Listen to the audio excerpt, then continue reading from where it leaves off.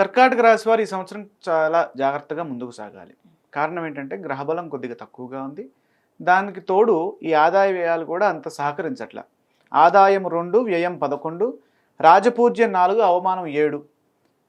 కర్కాటక రాశి వారికి 25% అనుకూల ఫలితాలు ఉన్నాయి. పరాభవనామ సంవత్సరంలో స్వల్ప ఆదాయము, ఖర్చు అధికంగా ఉంది. అత్యధికమైన ఖర్చు ఉన్నప్పుడు సరైన ఆర్థిక ప్రణాళిక సిద్ధం చేయాలి.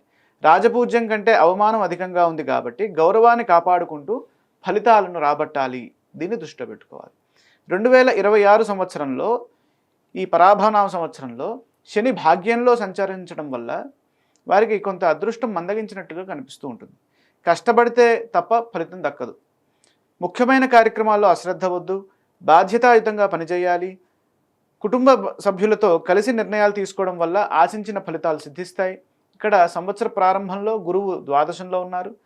సంవత్సరం మధ్యలోనేమో జన్మరాశిలో ఉన్నారు. అక్టోబర్ నుంచి జనవరి వరకు వీరికి అనుకూలమైన గురుబలం అక్కడ గోచరిస్తుంది. కాబట్టి దాన్ని దృష్టిలో పెట్టుకోవాలి.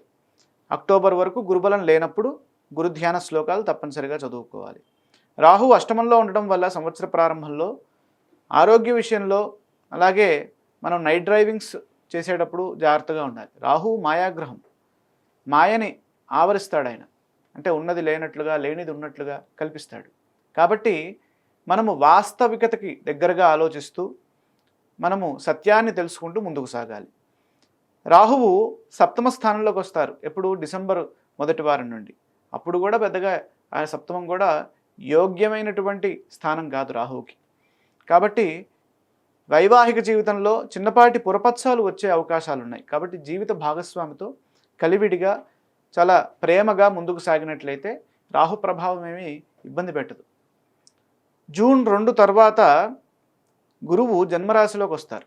వచ్చినప్పుడు కాస్త వృత్తిపరంగా, ఉద్యోగపరంగా కొంతవరకు మనం బాధ్యతలు పెరగడం ద్వారాగా మనకి ఒత్తిడిగా అనిపిస్తూ ఉంటుంది.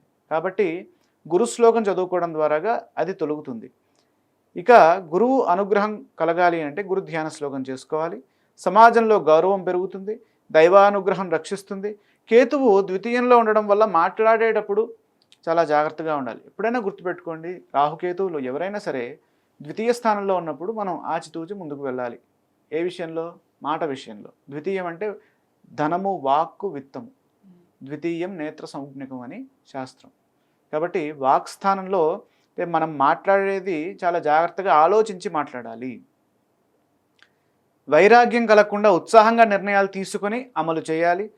కానీ అక్టోబర్ 31 తర్వాత గురువు ధనభావానికి మారడం ద్వారాగా, అంటే 2వ స్థానంలోకి వస్తారు. ఆ సందర్భంలో వారికి ఆర్థిక స్థితి మెరుగుపడుతుంది. అలాగే ఊరట కలుగుతుంది. రుణ సమస్యలు తొలగిపోతాయి. ఆదాయ మార్గాలు పెరుగుతాయి. ఆర్థిక పరిపుష్టి కలుగుతుంది. పెట్టుబడులు లాభాన్ని ఇస్తాయి. అదృష్టవంతులు అవుతారు. కుటుంబ పరంగా మంచి అభివృద్ధి చేకూరుతుంది. ఏకాగ్రతతో విద్యని అభ్యసించడం వల్ల వారికి విద్యాయోగం కూడా పరిపూర్ణంగా సిద్ధిస్తుంది. నిరంతర సాధన మేలు చేస్తుంది. లక్ష్యాలను మనం దృష్టిలో పెట్టుకొని ముందుకు వెళ్ళినట్లయితే కర్కాటక రాశి వారికి అనుకూలత సిద్ధిస్తుంది. ఈ సంవత్సరము కర్కాటక రాశి వారు గురు ధ్యాన శ్లోకంతో పాటు ఈశ్వరారాధన చేసినట్లయితే ఆ గురువు ఇచ్చేటటువంటి వ్యతిరేక ఫలితాల నుండి మనము బయటపడవచ్చు.